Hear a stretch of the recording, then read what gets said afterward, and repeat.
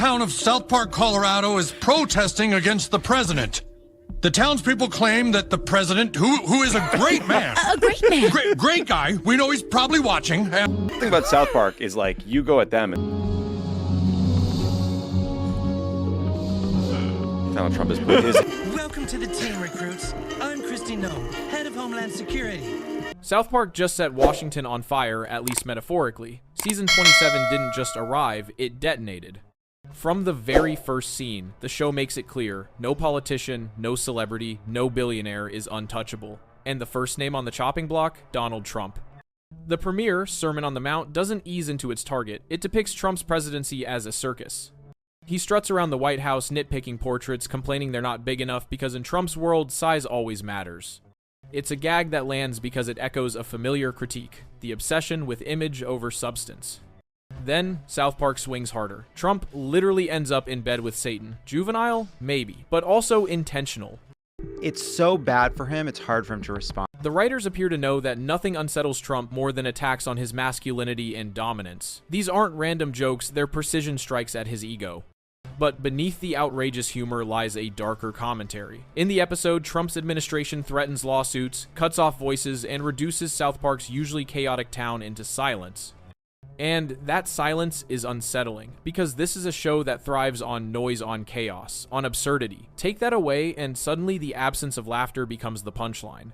It's satire reminding us of a simple truth. When power silences critics, everyone pays the price. And this isn't new for South Park. For over 25 years, the show has attacked whoever sits in power. In the late 90s, Bill Clinton's scandals became running jokes. Well, South Park is something that has been fun and making fun of people for, I don't know how many years, 20 years. In the 2002, George Bush and the War Machine were lampooned relentlessly. Obama's era saw the birth of PC Principle, skewering political correctness at its peak. The pattern is clear. Whoever holds cultural dominance gets roasted hardest. What makes this season unique is the timing. Paramount is reported to have signed a $1.5 billion deal with South Park while lawsuits swirled in the background. And then, almost immediately, Trey Parker and Matt Stone released a premiere that looked like a giant middle finger to the very system writing their checks. That's not cowardice, it might be audacity turned into art. It's funny, and so I think they won't have a problem supporting them. Right, and it, as he said, #1 show on streaming. I mean, it'd be pretty hard to find an excuse to get rid of that one, even if you were looking for it. But that merger did just close today, right? And it's it's gotten so much attention because of all this, right? It took a whole lot to actually get to where we are right now. If the first episode set its sights on Trump, the second decided to prove that no politician is off limits. Got a Nut opens with a scandal so bizarre it sounds like fiction, yet it came straight from reality. South Dakota Governor Christy Nome once admitted in her own book to shooting her dog, and South Park wasted no time dragging that story into the cold open. That's the brilliance of this move. South Park has always thrived on breaking taboos, but there's something sharper when the taboo is real, recent, and politically explosive. In a single scene, the writers reframed a controversial anecdote as absurdist theater. But Nome's storyline was just the beginning. The episode pivots into a larger demolition of the outrage economy, the ecosystem of podcasts, influencers, and commentators who manufacture anger like a product line. South Park introduces caricatures of podcasters screaming about masculinity before pivoting into supplement sales. The parody of Freedom Powder lands because it mirrors reality, outrage monetized, patriotism packaged.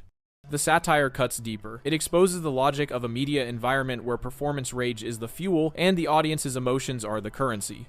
These characters scream about America being under attack while selling overpriced merchandise. The absurdity isn't that they're angry, it's that anger is the sales pitch. And what's striking is how the show refuses to let anyone off the hook. Conservatives get dragged, but liberals aren't safe either. The outrage machine doesn't belong to one party. It belongs to everyone who profits from polarization. By mocking this, South Park turns satire into controlled demolition. Each gag is engineered like a domino, collapsing into headlines and memes. It's funny because, like, this is, like, it's so bad for him, it's hard for him to respond to. Right? How about just you want to talk, or you want to watch a show together? South Park's genius this season also comes from how it echoes its own history. To understand why season 27 feels so nuclear, you have to remember what came before. Back in the late 90s, Bill Clinton was reduced to a caricature of scandal. When George W. Bush launched the War on Terror, South Park made episodes lampooning righteous wars. During the Obama years, the target shifted to political correctness and social media mobs. That's when PC Principal was born. Season 27 doesn't seem like a simple return to form, it feels more like an escalation. Trump is bigger, louder, and more polarizing than almost any figure in recent memory. Kristi Noem's scandal is raw and bizarre. The outrage economy is more pervasive than ever, and tech billionaires have become as famous as rock stars. And here's the industry context. Paramount's reported $1.5 billion deal, signed while lawsuits swirled, means the very episodes mocking power are also mocking the hand that funds them. Most shows backed by big corporations soften their edge. South Park does the opposite. Right after the deal, Parker and Stone lit the cultural landscape on fire. That contradiction is part of the thrill, satire funded by the system, aimed at the system. Compared to The Daily Show or Last Week Tonight, South Park's satire feels more like a bomb than a skit. Its animated exaggeration strips away nuance and leaves only the ridiculous.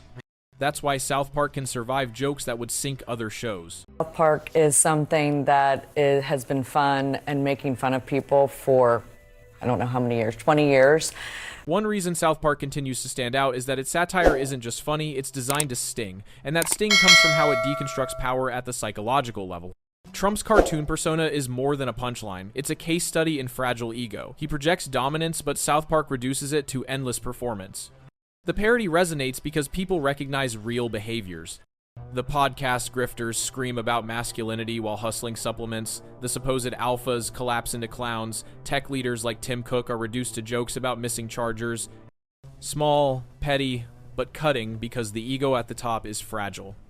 This is satire as psychological warfare. Masculinity becomes overcompensation. Visionary genius becomes clueless arrogance. Cartman is depicted in the season as saying lines that suggest woke is dead. This reads less like satire and more like Parker and Stone winking at the audience. This reflexive humor gives the season a meta quality. It's satire about satire. It acknowledges that outrage has become performance, that debates are now entertainment, and that South Park both mocks and fuels the cycle. But South Park is like, you go at them and they go back at you twice as hard. Like, people were criticizing them for making fun of Kristi Noem's appearance, so they changed their Twitter photo to her face. What elevates this season is that its impact isn't confined to the US. South Park may be American, but its satire resonates globally.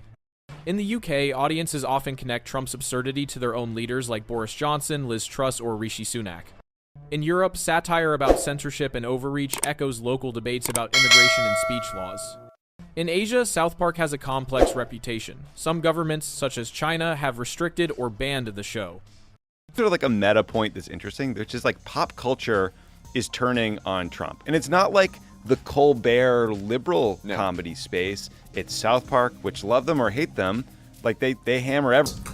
They are fearless, these guys. I love it. Well, I mean, to be like that good and successful for so long. Well, I mean, what do they have? For fans in places like Japan or South Korea, clips and memes circulate online, sometimes feeling like subtle acts of defiance.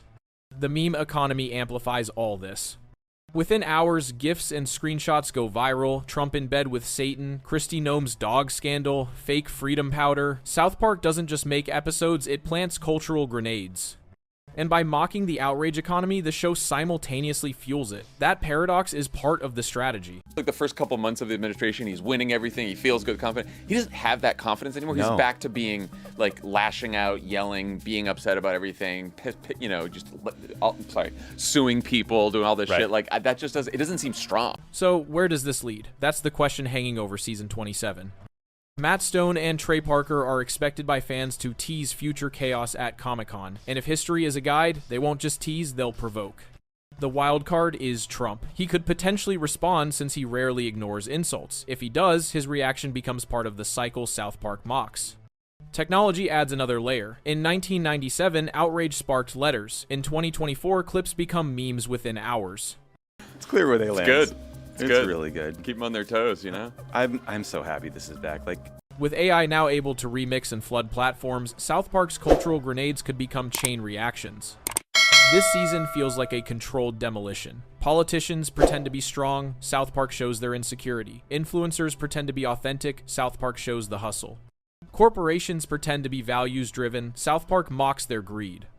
Season 27 doesn't simply look like a return to form, it feels more like the culmination of decades of sharpening knives. From Clinton to Bush, from Obama to Trump, the targets have changed, but the mission hasn't. Mock the powerful, expose the absurd, and remind us that culture's most serious faces look ridiculous when pushed just enough.